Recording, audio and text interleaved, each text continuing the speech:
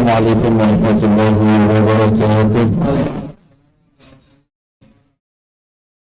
Bismillahirrahmanirrahim. Al-Fatihah ala hadhihi ni'amah wa kulli niyatin salihah wa ala man wasallallahu wa ila hadratin nabi sayyidina Muhammadin sallallahu alaihi wa alihi wa sahbihi wa sallam bi sirril Fatihah. A'udzu billahi minasy syaithanir rajim. Bismillahirrahmanirrahim. Alhamdulillahi rabbil alamin. Ar-Rahmanir Rahim. Maliki yaumiddin. Iyyaka na'budu wa iyyaka nasta'in. Ihdinas siratal mustaqim. Siratal ladzina an'amta 'alaihim ghairil maghdubi 'alaihim waladdallin. Amin. Bismillah, alhamdulillah, wassalatu wassalamu ala sayyidina Rasulillah sayyidina Muhammad ibn Abdullah wa ala alihi wa sahbihi wa man walah. La hawla wa la quwwata illa billah. Wa ta'allum wa ta'lim wa naf'a wal intifa' والتذكر والتذكير والإفادة والاستفادة والحث على التمسك بكتاب الله وسنة رسوله والدعوة إلى الهدى على الخير واتباع وجه الله ومرضاته وقربه وثوابه من الله تعالى. يقول المصنف رحمه الله تعالى في كتابه الآن قال فروض الوضوء ستة. Sebagaimana alhamdulillah pada pembahasan terakhir kita masuk ke pembahasan yang berkaitan dengan wudu, dan kita disampaikan apa itu wudu secara lughatan wa syar'an, pengertian wudu dalam istilah bahasa dan pengertian wudu dalam syariat Islam. Itu disampaikan dan kita sudah uraikan satu persatu, dan kita sampaikan juga beberapa hadis Rasulullah sallallahu alaihi wasallam tentang orang yang menyempurnakan wudunya, di mana di antaranya yasbihu ahadun al-wudu'a illa ghufira lahu ma taqaddama min dhanbihi wa ma ta'akhkhar.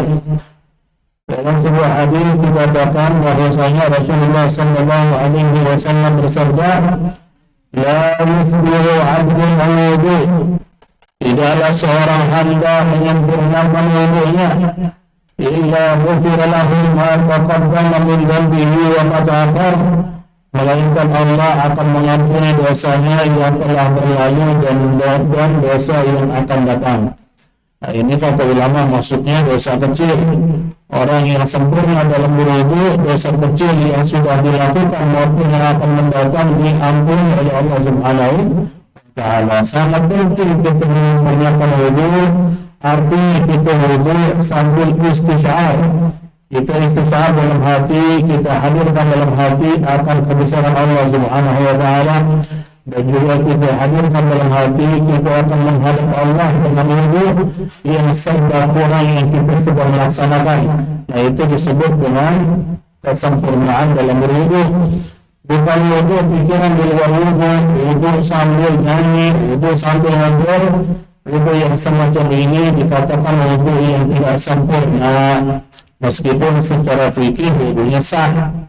Sama halnya kalau orang puasa, nggak makan, nggak minum dari mulai pagi, subuh sampai maghrib, secara hukum fikih sah. Cuman mulut tidak dijaga, dia riba, dia namila, dia caci maki orang dan lain sebagainya. Secara zahir sah puasanya, tapi di hari kiamat dia tidak dapat nilai puasa. Sama dengan wudu, secara fikih sah selama dia niat basuh muka, tangan, kepala, kaki. Cuman hati nggak hadir ketika lagi berwudu, maka wudunya dikatakan tidak sempurna. Maka itulah yang dialami oleh Al-Imam Ali Zainal Abidin As-Sajjad, salah satu daripada turunan baginda Rasulullah sallallahu alaihi wasallam. Ini Sayyidina Ali Zainal Abidin juga termasuk turunan Nabi yang sempat dinafikan juga. Yang menafikan beliau itu orang-orang Khawarij atau yang kita sekarang kenal dengan Wahabi. Mereka bilang seluruh cucu atau anak Imam Hasan itu sudah dibantai di Karbala. Jadi nggak ada istilah keturunan Nabi, nggak ada habis. Jadi Ali bin Abidin ini hanya dongeng, kata mereka begitu. Semua garis keturunan Nabi itu udah pernah kena celaan semua, kena fitnah semua, termasuk Sayyidina Ali bin Abidin. Padahal beliau muridnya banyak di Madinah dan dikenal sejarahnya, itu pun dibilang sebagai turunan palsu. Jadi jangan kaget kalau Imam Ubaidillah aja dianggap palsu. Imam Ali bin Abidin pernah dianggap palsu. dianggap semua sudah dibantai. Kalau semua turunan Nabi dibantai, hadis Nabi mutawatir tentang Imam Mahdi itu hadis tentang Imam Mahdi itu bersumber dari 27 sampai 28 sahabat. Hadisnya lebih dari 200 hadis tentang munculnya Imam Mahdi, di mana kata Nabi ismuhu ka ismi, namanya seperti namaku dan dia turunanku. Itu hadis mutawatir, nggak bisa dinafikan. Hadis mutawatir itu bisa dikatakan hadis yang paling sahih. Nah, kalau dianggap turunan Nabi sudah dibantai semua, Imam Mahdi turun dari langit gitu nanti, kayak Nabi Isa gitu, kayak Yesus. Nah, artinya Imam Mahdi itu turunan Nabi dan turunan Nabi itu masih ada.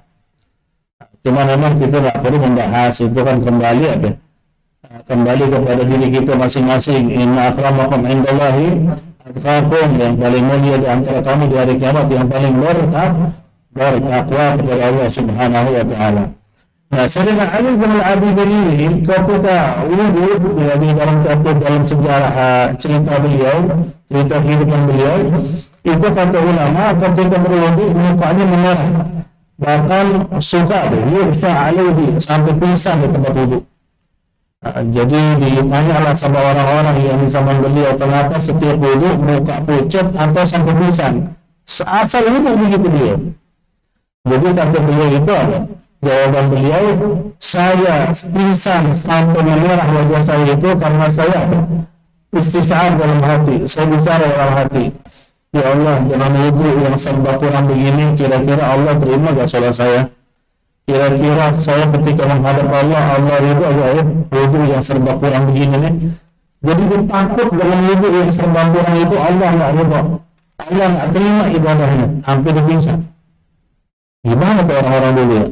Nah, kita kadang-kadang wudhu teman Nabi gitu ya, ngobrol sambil wudhu. Orang aja loh, bahaya loh, kemana aja loh sambil wudhu. Dan berharap dengan wudhu itu salatnya ada sempurna, ya akan sempurna. Kita harus memahami bahwasanya ketika berwudhu harus kita tanamkan kebesaran Allah di hati. Makanya kata ulama, orang yang berwudhu bicara hukumnya makruh. Wudhu bicara makruh, kecuali bicaranya baru jadi terpaksa di ngomong. Yang wudhu temannya di sebelah mau dipatok ular, itu spontan ngomong, hati-hati ada ular, masih makruh ya gitu? Enggak, itu kan darurat. Selama nggak ada darurat, diam. Kayak di kamar mandi, kan suka kalau kita di kamar mandi lewat wudhu, bini ngomong di luar, banyak ngomong. Minta ngambil sabun lah, apalah, atau main sesuatu, kita pasti tanda ke bini kalau kita lagi wudhu dengan Tuhan. Jangan dijawab dengan sautin. Ya, paham juga kalau di kamar mandi kasih tahu. Besok-besok kalau gue lagi di kamar mandi berdehen, artinya gue lagi wudhu. Maka gue kagak jawab. Emang kenapa? Makruh gue ngomong. Dia pulang ngomong, dia nggak penting, minta sabun. Tunggu keluar di kamar mandi dia kan? Tinggal ambil sabunnya kan begitu ya. Jadi itulah salah satu adab ketika berwudhu. Nah, kemudian di sini kita masuk ke fardu wudhu. Dikatakan oleh para ulama, arba'atun sabatat bil Quran. Fardu wudhu kita semua tahu, insya Allah di kitab manapun itu fardu wudhu hanya 6 saja. Cuma perlu kita ketahui dari 6 fardu ini yang disebutkan di dalam Al-Quran hanya 4. Kalau kita buka surah Al-Maidah ayat 6 dijelaskan di situ. A'udzubillahi minasyaitonir rajim. Bismillahirrahmanirrahim. Ya ayyuhalladzina amanu idza qumtum ila sholati faghsilu wujuhakum wa aydiyakum ila al-marafiqi wamsahu bi ru'usikum wa arjulakum ila al-ka'bayn. Dijelaskan di situ. Ya ayyuhalladzina amanu, wahai orang-orang yang beriman, idza qumtum, apabila kalian ingin melaksanakan salat, idza qumtum ila sholati faghsilu, maka basuh oleh kalian wujuhakum, wajah kalian, wa aydiyakum, dan kedua tangan kalian, ila al-marafiqi, hingga sikut, wamsahu bi ru'usikum, dan usaplah kepala kalian, wa arjulakum, dan basuh kedua kaki kalian. Ini ada berapa hukum tuh? Ada 4. Basuh muka, tangan, kepala, kaki, 4. 4 disebutkan dalam Al-Quran. 2-nya lagi di mana? Dalam hadis Rasulullah. 2-nya lagi nggak ada dalam Al-Quran, yaitu niat dan tertib. Niat nggak ada dalam Al-Quran disebutnya langsung muka, tangan, kepala, kaki. Ya, niat itu di mana? Sedangkan rukun fardu itu apa? Nomor 1 niat. Itu jawab, niat itu ada dalam hadis Nabi. Karena Rasulullah bersabda, innamal a'malu binniyat. Dan juga tertib juga dalam hadis Rasulullah sallallahu alaihi wasallam. Apa dalil tertib? Tertib itu arti berurutan. Dalilnya Rasulullah bersabda, ibda'u bima bada Allah bihi. Mulailah sesuai dengan apa yang Allah mulai. Nah, ini kan hadis Nabi keluar dari mulut baginda Rasul ketika Nabi ditanya oleh sahabat, ya Rasulullah, kalau kita ini sa'i antara Safa dan Marwah, kita mulai dari Safa atau dari Marwah? Kata Nabi, ibda'u bima bada Allah bih, mulai dari yang Allah suruh. Coba baca ayat Qur'annya, inna Safa wal Marwata min sya'airillah. Yang pertama disebut sama Allah, inna Safa dulu, wal Marwah baru Marwah. Artinya kalau sa'i dari Safa ke Marwah, karena begitulah hadis Rasul sallallahu alaihi wasallam. Dari hadis ini kata ulama keluar kesimpulan bahwasanya dalam berwudu juga sama, harus ada tertib, sehingga tertib itu kita bisa dikatakan ada dalam sunnah Rasulullah sallallahu alaihi wasallam. Jadi paham ya? 4 dalam Al-Quran, 2 dalam sunnah Rasul, atau 2 dalam sunnah, niat dan tertib. Itu ada dalilnya dalam hadis Rasulullah sallallahu alaihi wasallam. Kama qala sahibu Safwatul Zubad, furudahu an-niyatu waghsil wajhaka wa ghasluka al-yadaini ma'a mirfaqika wa mashu ba'd ar-ra'si thumma ghsil wa amri ilayka ma'a ta'adayka wa tartib asam. Ini kalau kita mengikuti abiyat atau bisa dikatakan syair dalam Zubad. Zubad ini sebenarnya kitab fikih yang sangat bagus kalau bisa dihafal syairnya. Karena kalau hafal syairnya tahu artinya luar biasa. Jadi kalau kita ditanya sama orang apapun soal fikih, kita langsung ngeluarin syair. Ngeluarin syairnya sambil kita merangin isi syairnya, itu disebut Zubad. Itu syairnya lebih dari 1000 bait. Itu bisa kita hafal sebenarnya kalau kita mau ya. Nah, cuman kalau nggak bisa hafal ya minimal hafal matan Safinatul Najah, itu kan ada matannya tuh.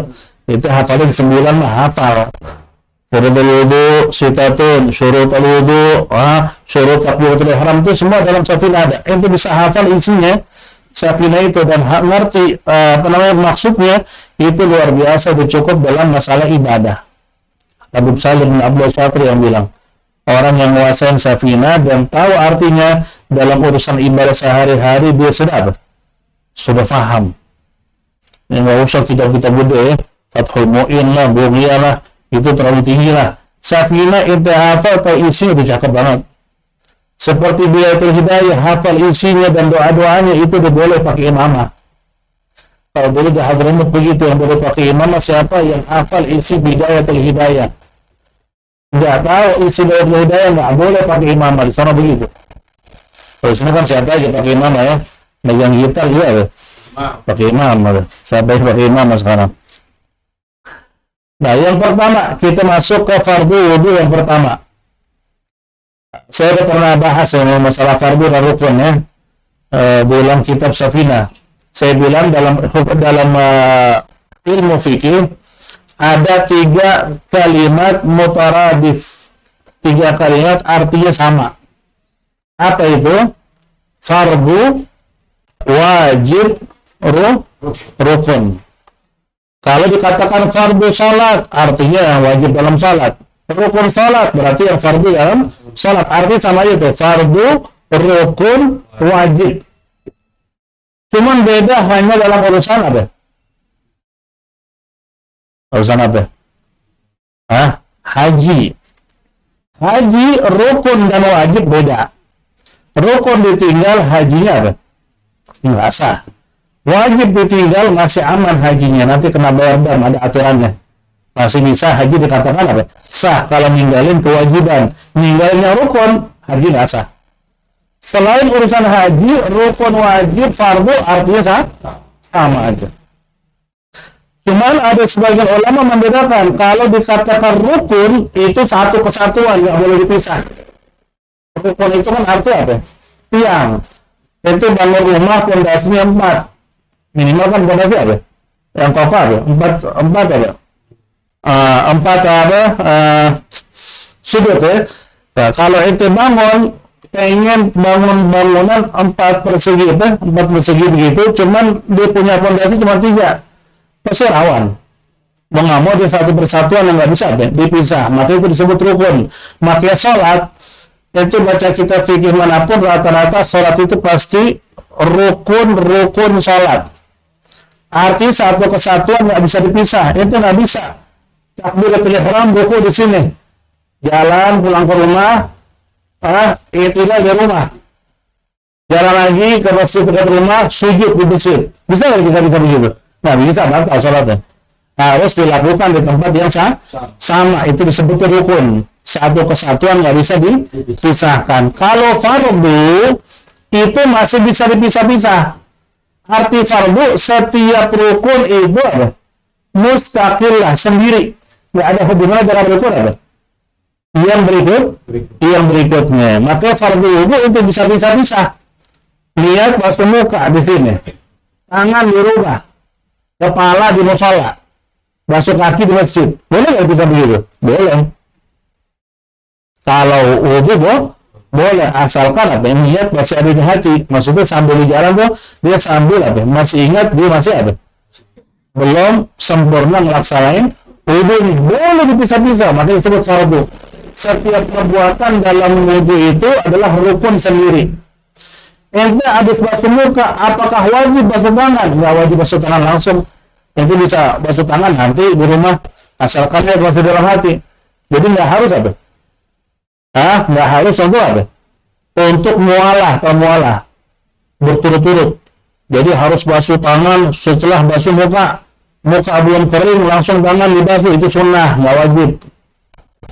Sunnahnya begitu, sunnahnya mualah. Yaitu basuh tangan sebelum muka kering, basuh kaki sebelum kepala kering, itu sunnah. Makanya disebut fardu. Fardu itu bisa dipisah-pisah. Kalau rukun, satu kesatuan yang nggak bisa dipisahkan. Tapi arti hakikatnya sama aja. Rukun, fardu maupun wajib. Maka dalam wudhu disebutnya fardu. Arti fardu, setiap perbuatan dalam wudhu bisa dipisah.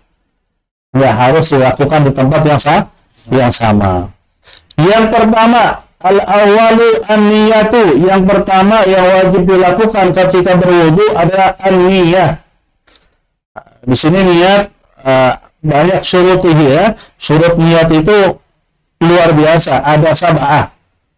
Syurut niat ada 7. Kok niat ada syaratnya? Lah itulah fikih. Orang kan berpikir niat tinggal niat saja, ada syaratnya. Itu nggak paham syarat niat, berarti niatnya nggak benar. Kalau niat nggak benar, berarti ibadahnya kagak asah. Karena nomor 1 kunci daripada ibadah itu adalah niat. Maka di sini kita bahas satu persatu syurut niat, syarat niat. Bukan hanya wudhu ya, dalam niat apapun syaratnya ada 7. Yang pertama adalah hakikatnya niat. Yang pertama, apa itu hakikat niat? Qasdu syai' mughtarinan bi fi'lihi. Hakikat niat. Nah, ini harus kita pahami. Apa hakikat niat? Kata ulama, hakikat niat itu adalah apa? Qasdu syai', bertujuan melakukan sesuatu, mughtarinan bi fi'lihi, yang disertai dengan perbuatannya. Ya, bertujuan melakukan sesuatu disertai dengan perbuatan. Contoh wudu, niat dalam hati, pas mau basuh muka ya, nawaitu wudu lis-shalah, dalam hati aja ya, nawaitu wudu lis-shalah, nawaitu raf'il hadasil asghar. Nah itu kan bersamaan dengan perbuatan, itu disebut niat. Ya, yaitu apa? Tadi Nabi bilang bertujuan melakukan sesuatu yang disertai langsung dengan perbuatan, itu niat. Kalau bertujuan melakukan sesuatu perbuatannya nanti, itu disebut apa? Azmun. Maka dalam urusan puasa itu disebutnya azam, bukan niat. Kenapa disebut azam? Itu niat ada salat tarawih. Imsaknya kapan? Lama selama sebelum apa? Sebelum azan subuh, pas azan subuh itu diajarin imsak. Sedangkan niatnya ada salat tarawih. Itu memang niat, cuma dikatakan azam. Arti azam dia bertujuan melakukan sesuatu, tapi nggak langsung disertai perbuatan. Kalau langsung disertai perbuatan disebutnya apa? Hah? Kalau langsung disertai perbuatan, niat. Nah, tadi kemana sih pikirannya? Kan kita lagi bahasnya tadi, memaksudkan melakukan sesuatu, bertujuan melakukan sesuatu yang disertai dengan perbuatan, itu disebut di niat. Kalau bertujuan melakukan sesuatu, perbuatannya nanti apa disebut? Azam. Nah, azmun. Maka namanya azam itu niat yang tertunda. Perbuatannya niat yang tertunda, perbuatan disebut apa? Azam. Ada namanya azam nggak? Misalnya azam. Ya, sepenting azam. Daripada nama-nama kagak jelas artinya. Nah, itu hakikat niat adalah qasdu syai'. Hakikat niat ya, bertujuan melakukan sesuatu yang disertai dengan perbuatan. Itu hakikat niat. Yang kedua, hukmuha. Yang kedua, hukumnya niat. Hukmuha arti hukum ini niat. Al-wujubu ghaliban. Hukum niat adalah apa? Al-wujub, wajib, ghaliban, umumnya. Wajib secara umum. Emang kadang-kadang niat gak wajib, ada niat gak wajib. Umumnya niat wajib. Jadi kalau kita yang orang hukum niat apa? Umumnya wajib. Arti umumnya wajib. Ada niat yang kagak wajib. Apa contohnya? Contohnya adalah memandikan mayat. Orang meninggal dunia, kita mandiin. Niat mandiin mayat wajib atau sunnah? Sunnah. Tapi perbuatannya mandiin mayat wajib nggak? Wajib. Niatnya sunnah. Niatnya nggak wajib. Ngambil wudu buat mayat, apa hukumnya? Sunnah, nggak wajib wuduin mayat ya. Cuma niatnya wajib. Bedanya tuh. Mandiin mayat wajib dilaksanakan. Niat untuk mandiin mayat hukumnya sunnah. Ngambil wudu buat si mayat sunnah, hukumnya nggak wajib. Cuma niatnya apa? Niatnya wajib. Saya niat ngambil wudu buat fulan yang meninggalin, wajib niat begitu. Kalau wudu, kalau mandiin nggak perlu niat karena kewajiban. Niat buat mandiin mayat sunnah. Maka disitulah karena dikatakan yang kedua hukum niat umumnya wajib. Maksud umumnya wajib dalam kurung kadangkala niat itu sunnah. Ada perbuatan wajib niatnya sunnah. Contohnya apa? Mandiin mayat. Mandiin mayat wajib, niatnya sunnah. Gitu maksudnya. Selain itu, niat itu wajib. Mau wudu niat, mau sholat niat, mau haji umroh ihram. Ihram itu maksudnya niat. Mau puasa niat. Emang ada perbuatan wajib niatnya sunnah, kita bilang ada. Apa itu tadi? Mandiin mayat. Maka itu tulis yang kedua, hukmuha arti hukum niat umumnya wajib. Dalam ibadah dalam ibadah tuh kita kan bahas ibadah hukumnya niat umumnya wajib. Dalam fiqh kadangkala perbuatan wajib niatnya sunnah seperti mandiin mayat. Maka kenapa dikatakan umumnya? Karena ada yang umum. Apa yang umum? Kayak tadi mandiin mayat, wajib mandiin mayat, cuma niatnya sunnah. Paham ya? Paham ya? Jadi secara umum hukum niat dalam beribadah wajib. Cuman ada ibadah yang wajib hukum niatnya sunnah, yaitu memandikan mayat. Memandikan mayit ya. Cuman anda bilang mayat ya, orang Indonesia ngomongnya mayat. Ada mayat tuh. Kalau bilang ada mayit, salah. Semua yang pada nontonin mayat itu mayit semua itu. Yang lagi nonton mayit semua, atau masih hidup aja. Karena kata mayit itu orang atau makhluk Allah yang bernyawa yang akan mati suatu saat. Itu disebutnya mayit. Innaka mayitun wa innahum mayitun, wahai Muhammad, kamu akan mati, mereka pun akan mati. Padahal masih hidup. Tapi Allah manggil Nabi dengan mayit. Semua yang hidup yang akan mati disebut mayit. Kalau sudah dicabut nyawanya, miyit. Serba kasrah semua. Miyit artinya nyawanya sudah kagak ada. Kalau lagi ada meninggal, ada mayit itu gitu dong. Itu jawab mayit. Banyak orang yang mayit itu. Kok banyak? Ini nonton mayit semua itu. Maksudnya ada miyit. Ada miyit. Cuman kan belum tahu orang Indonesia ada. Mayat ya, malah pakai fathah semua. Atau itu bahasa mana lagi itu. Nah kemudian yang ketiga, mahalluha, tempatnya niat. Letaknya apa? Letaknya niat atau tempatnya niat. Al-qalbu di hati. Wa talaffudu biha sunnatun liyu'inul lisanul qalba fi istihdariha. Dan mengucapkan niat dengan lisan sunnah menurut al-Imam Asy-Syafi'i, bukan menurut pendapat yang lain. Ingat, niat tempatnya di hati, dilafazkan dengan lisan sunnah menurut Imam Syafi'i. Jadi yang wajib dalam hati, saya niat wudu, tapi saya ucap bahwa itu raf'il hadasil akbar. Ucapannya begitu. Akbar kan buat apa? Buat hadis besar. Cuma di hati, saya ingat, saya lagi ingat. Niat ngambil wudu, sah nggak? Sah. Yang dianggap yang mana? Yang di hati, yang diucapkan itu nggak dianggap. Itu hanya untuk membantu hati doang. Maka pas kita sholat isya kan begitu, berdiri tegak, menghadap kiblat, usolli fardhu isya'i. Kalau kita ma'muman. Usolli fardhu isya'i ma'muman. Allah. Dalam hati harus ingat lagi. Yang diucap tadi hanya untuk membantu doang. Nah, pas sholat isya ana niat usolli fardhu subhi raka'ataini ma'muman. Allah, tapi dalam hati isya, sah nggak? Sah. Lisan diucapkan hanya membantu hati biar fokus. Bisa jadi sebelum kita ngambil wudu, kita harus berantem sama bini. Cekcok panjang lebar. Emosi aja ada. Lagi tinggi. Maka diajarin sama Imam Syafi'i biar ente fokus dengan wudu, pas ngambil wudu, niat dulu dengan lisan. Lalu wudu salah. Nah, pas kita membasuh niat lagi di hati. Kenapa? Biar fokus. Waktu kan diingetin dulu, bukan? Itu ucapin buat ingat kalau saya mau wudu. Coba langsung niat tanpa niat dengan lisan, langsung ambil wudu. Yang ada. Saya niat mengangkat hadas besar. Karena yang sih memang mengambil. Maka yang saat itu ngasih apa? Ngasih metode baik banget untuk kita ingat. Bahkan menurut saya ini salah satu karamah Imam Syafi'i. Imam Syafi'i itu bukan ulama doang, tapi seorang wali. Apa karamahnya? Dia tahu keadaan umat Nabi di akhir zaman. Di akhir zaman kita sibuk dengan keduniaan, sibuk dengan kesibukan dunia kita. Masalah semakin apa? Ruwet otak-otak manusia di akhir zaman. Sehingga kalau mereka langsung fokus dengan niat di hati, kayaknya nggak bakal fokus.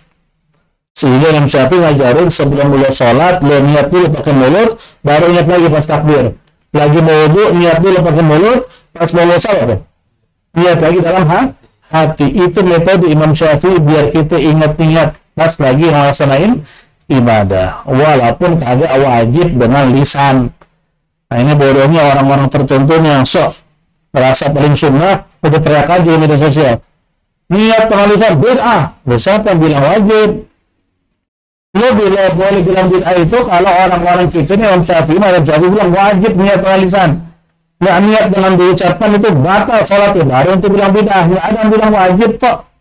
Semua sepakat wajib niat di hati, diucapkan hanya apa?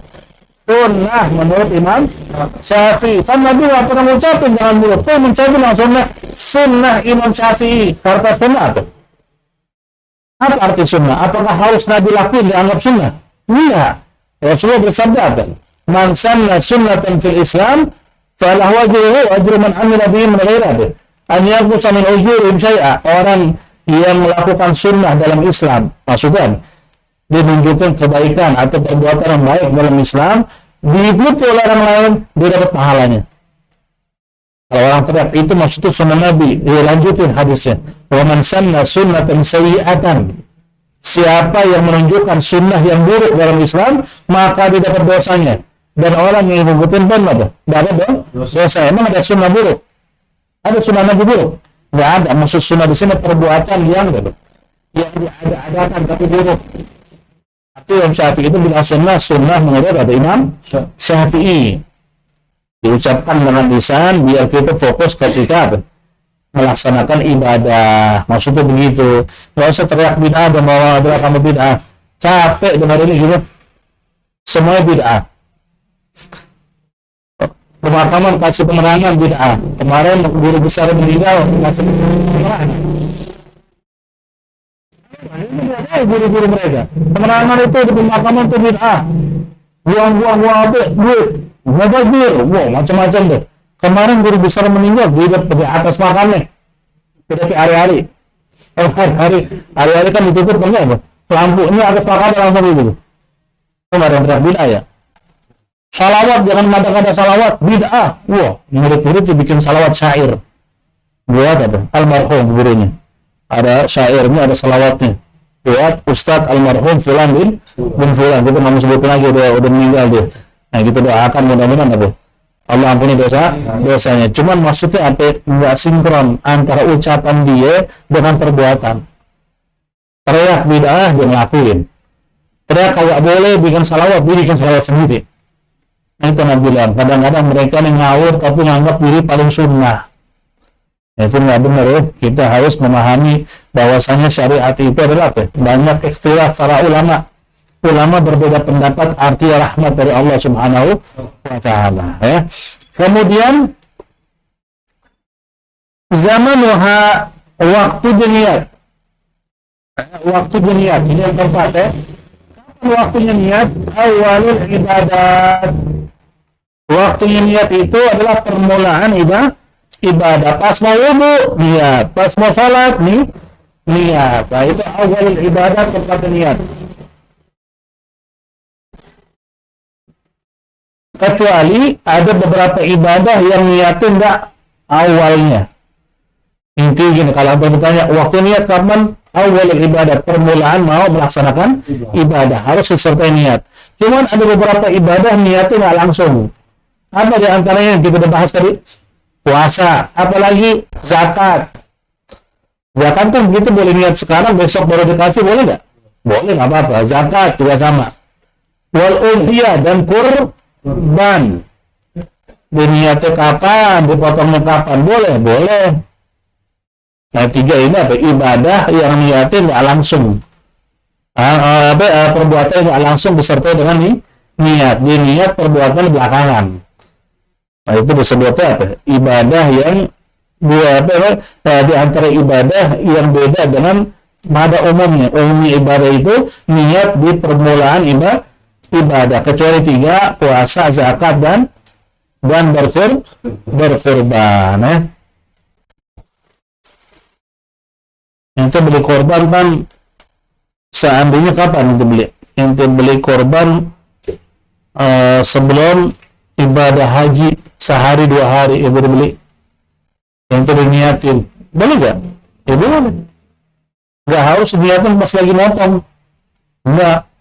Cuma emang untuk menjauhkan kita dari fitnah, takutnya terjadi perselisihan. Maka pas dipotong itu diniatin lagi, disebutin yang punya siapa. Karena kan orang suka salah paham. Dia beli kambing harga 5 juta, yang dipotong kambing orang yang 2 juta, disebut nama dia. Nah, terima dia. Kambing gue gede 5 juta, ini yang 2 juta, disebut punya gue. Padahal kan intinya kan dipotong-potong juga ya. Mau salah diucap, kan Allah tahu kambing itu yang aneh. Mungkin orang-orang sini kan iya.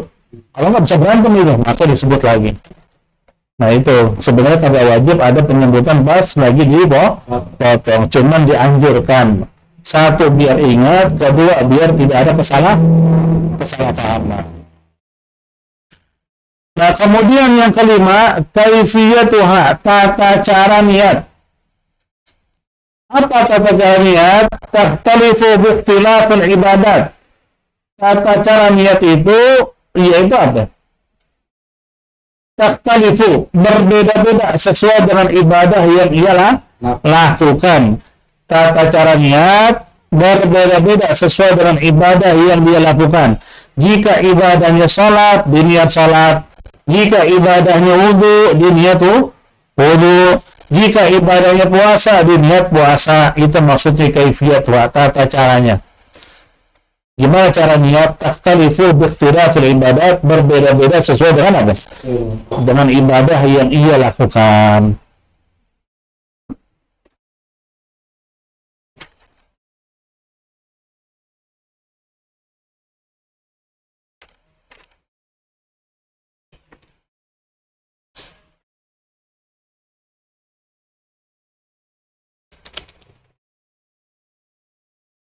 Nah, kemudian syurutiha yang keenam, ya. Yang keenam, syurutiha. Arti syurutiha itu apa? Syarat-syarat niat. Ini syarat-syaratnya, masya Allah, banyak nih. Insya Allah kita bahas di pertemuan yang akan datang. Jadi kita diambil kesimpulan. Fardhu wudu yang pertama niat. Cuman niat itu ada syarat-syaratnya. Ada berapa syaratnya? Ada 7. Yang pertama hakikat niat, yaitu apa? Bertujuan melakukan sesuatu yang disertai dengan perbuatan. Yang kedua hukum niat, wajib. Secara umumnya apa?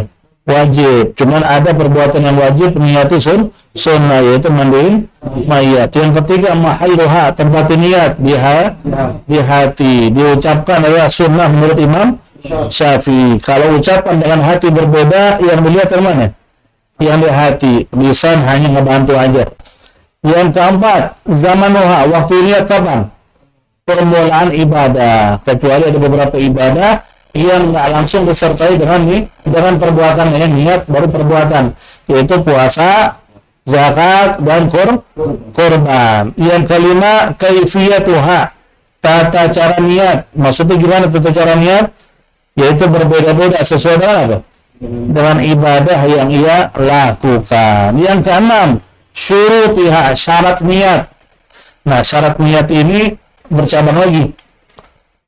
Nah, yang keenam itu adalah syarat niat. Syarat niat ada 6. Bercabang lagi nih syarat niat. Maksud syarat niat apa di sini?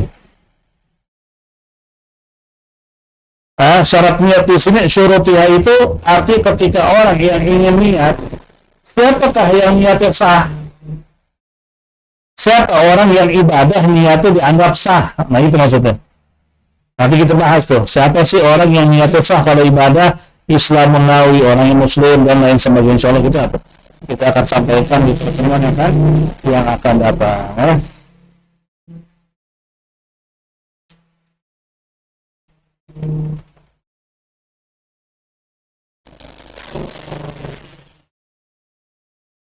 Udah paham hukum niat tadi? Hukum niat ada 7 ya. Kita udah sampai ke 6, tapi yang ke-6 itu syarat niat masih bercabang lagi tuh syarat. Nah, kita akan pahami apa maksud syarat niat, yaitu orang yang ingin niat, syarat orang tersebut niatnya dianggap sah atau tidak, ada 6 syarat. Nah, itulah fikih yang Nabi bilang, fikih dianggapnya biasa. Tapi kalau nanti belajar, nggak ditulis, ulang. Hanya udah apa? Kalau nggak ditulis nggak paham. Itulah fikih, kelihatannya ringan, tapi pas yang dibuka kita pening kalau itu. Beda dengan ilmu yang lain. Ilmu nahwu kelihatannya pening. Oh, banyak fi'il, banyak isim, banyak begini. Nah, isim mausulah, ada mudhaf ilaih, kok ruwet banget. Padahal sebenarnya itu rumusan nggak akan berubah. Kalau ini dibilang fi'il mudhari, fi'il mudhari nggak mungkin jadi isim. Kan gitu, nggak mungkin jadi nama. Fi'il amr jadi fi'il amr, nggak mungkin jadi fi'il mudhari. Fi'il amr, fi'il perintah itu nggak mungkin berubah jadi fi'il mudhari. Jadi dia baku deh. Fi'il amr, fi'il mudhari. Jadi sebenarnya lebih mudah. Kalau lihat doang apa? Kayak bercabang-cabang. Kalau fikih kelihatan ringan, apa sih susahnya? Wudu tinggal niat, basuh muka, kepala, kaki. Iya, niat itu ada hukumnya. Niat itu ada syaratnya. Kalau itu nggak paham hukum niat dan syarat niat, jangan-jangan niat itu nggak sah. Artinya itu apa? Nggak sah. Nggak sah dari situ doang. Sekarang basuh muka, kepala, kaki. Bagaimana kalau orang kepalanya 2, badannya 1? yang dibasuh muka yang mana nih? Maka ada dua, tangan ada 6, tangan yang mana dibasuh? Nah, kelihatannya ringan, teman kalau udah masuk macam-macam masalah. Orang kalau menguasai ilmu fikih dikasih gelar apa? Fakih. Karena itu ilmu satu, emang ilmu yang luar biasa, yang sangat penting setelah ilmu tauhid. Tauhid mengesahkan Allah itu nomor 2, langsung fikih karena masalah ibadah. Oke, orang-orang yang menguasai ilmu fikih disebut fakih karena ilmu yang bisa dikatakan ilmu yang apa? Yang banyak cabang permasalahannya. Dia bisa menguasai, dikasih gelar apa? Fakih. Nah, itu luar biasa. Kita bisa sebenarnya fokus, dicatat, bisa. Yang kita dengar belum kedengaran semua, tinggal diputar balik lagi apa? Diputar ulang rekaman atau biasa kan ada sebagian jamaah nulis apa? Kesimpulan, dihafal itu kesimpulannya. Insya Allah bisa. Nah, kalau cuma dengar pulang ke rumah tidur udah. Tapi kamu ada ya, nggak tahu deh, pokoknya ada ngantuk tenang aja. Ya sayang. Salin di buku. Itu bisa jadi ilmu buat anak inti nanti. Kita nggak tahu anaknya gitu besok-besok masuk pondok, itu bisa aja di rumah. Di pondok kita ngerti kita apa di fikih ini. Itu bisa tersana gitu karena kita punya apa? Catatan. Itu kan nambah ilmu. Kita kasih catatan kita, tambah ilmu lagi deh. Nah, itulah pentingnya ngaji. Dan difahami. Kalau bisa dicatat. Ini kesimpulan. Insya Allah kita apa? Bahas di pertemuan mendatang. Itu memang syurutiha, syarat-syarat nih. Syarat-syarat niat. Wallahu a'lam bishawab. Ada pertanyaan, dipersilakan. Fadhlu. Fadhlu. Maaf.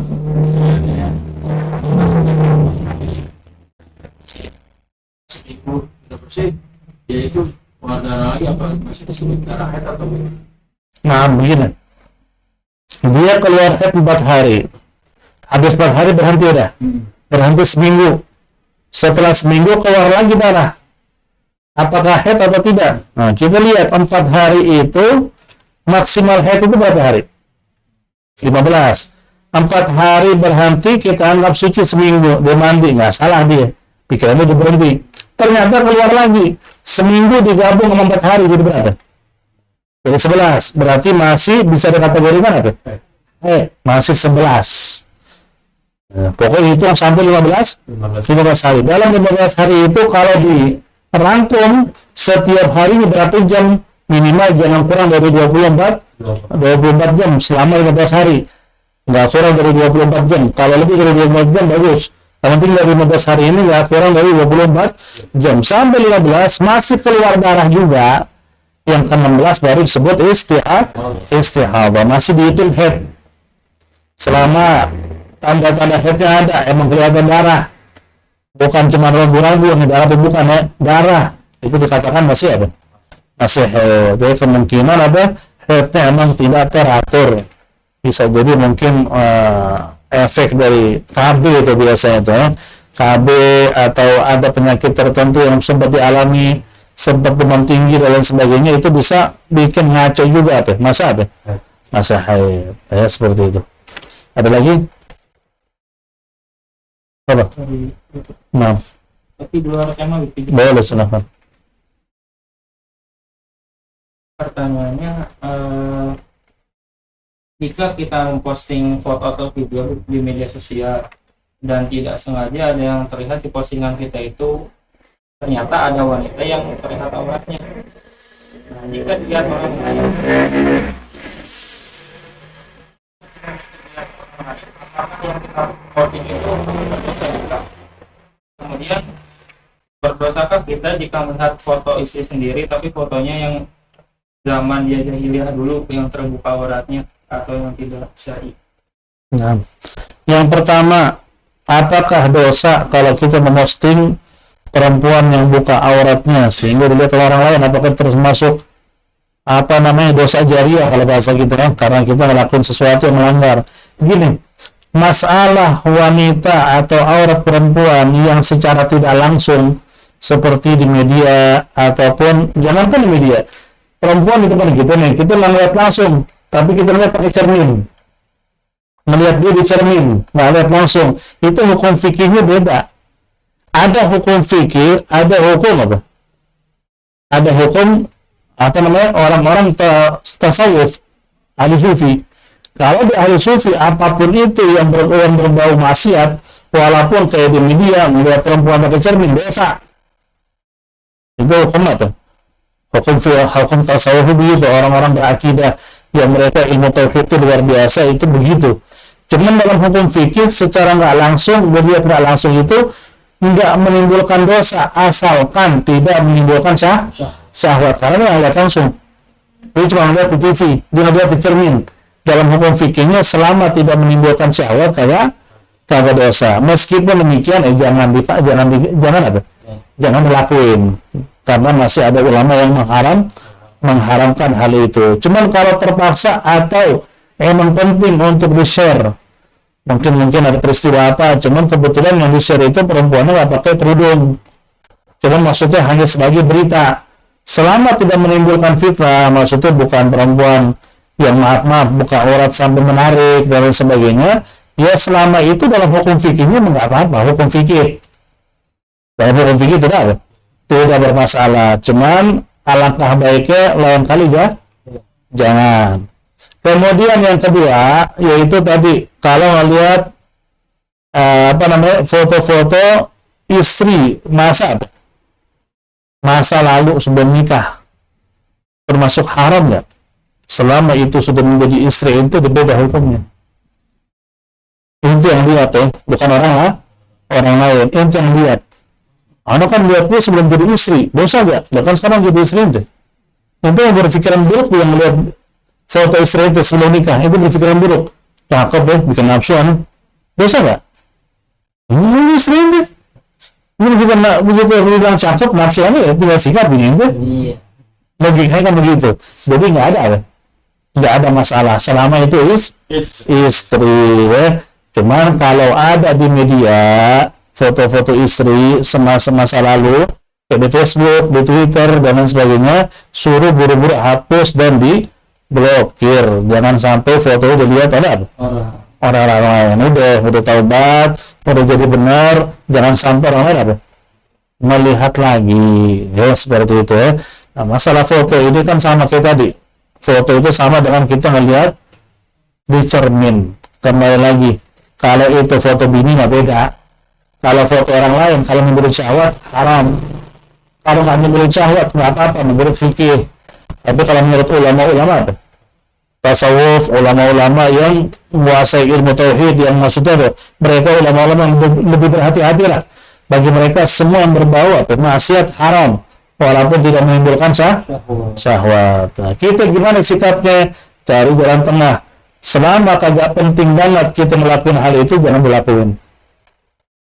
Penting sebagai berita penting karena harus orang-orang tahu. Kalau enggak akan ketipu dengan perempuan, bahasa begitu.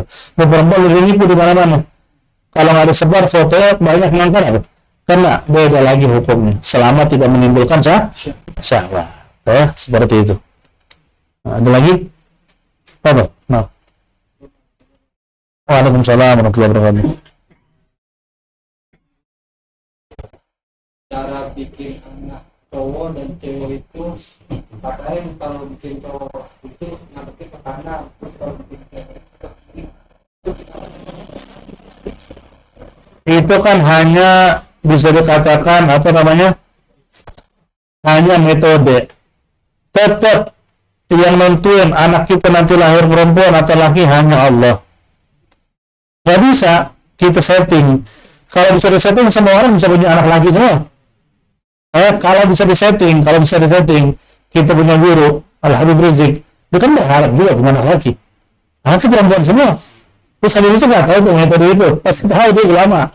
Nah, artinya apa? Allah kan apa? Yang nentuin itu kan hanya kata orang dulu. Kalau mau punya anak begini, ada emang ilmunya dalam kitab-kitab soal pernikahan dan adab-adab nikah, emang diajarin. Cuman apakah pasti? Enggak. Allah yang tahu apa yang ada dalam rahim perempuan. Yang di alam memasuk arham siapa? Yang tahu isi rahim seseorang. Allah itu nggak tahu. lahir gimana, muka kayak siapa. WSK kan cuma ngeliat kurang lebih. Ini anaknya sih kayaknya perempuan nih, padahal laki. Barangnya keselip. Nah, kelihatan di foto, lahir laki. Nggak bisa. Yang tahu cuma Allah. Cuma Allah. Cuman apakah salah kita lakukan hal itu dengan harapan anak kita laki atau perempuan? Nggak salah. Cuma diyakini nggak bisa. Tetap Allah yang nentuin. Kita nggak bisa. Kita hanya ikhtiar. Urusan jadi nggak jadi, perempuan atau laki itu urusan Allah subhanahu wa ta'ala, ya. Wallahu a'lam bissawab. Al-Fatihah ala hadhihi wa ala kulli niyatin salihah wa ila hadratin nabi sayyidina Muhammadin sallallahu alaihi wa alihi wa sahbihi wa sallam بسر الفاتحة. أعوذ بالله من الشيطان الرجيم. بسم الله الرحمن الرحيم. الحمد لله رب العالمين الرحمن الرحيم. إياك نعبد وإياك نستعين. صراط الذين أنعمت عليهم غير المغضوب عليهم ولا الضالين آمين. هذا بحق الفاتحة وسر الفاتحة بكرامة الفاتحة وفرج الهم وكاشف الغم يا من لعبده يغفر ويرحم بفضل سبحان ربك رب العزة عما يصفون وسلام على المرسلين والحمد لله رب العالمين. يا ربنا اعترفنا بأننا اغترفنا وأننا أسرفنا فاتب علينا توبة تغفر لكل حوبة واستر لنا العورات واغفر لوالدينا ربي ومولودينا والأهل والإخوان وكل ذي محبة أو جيرة والمسلمين أجمع آمين يا ربي أسمع فضلا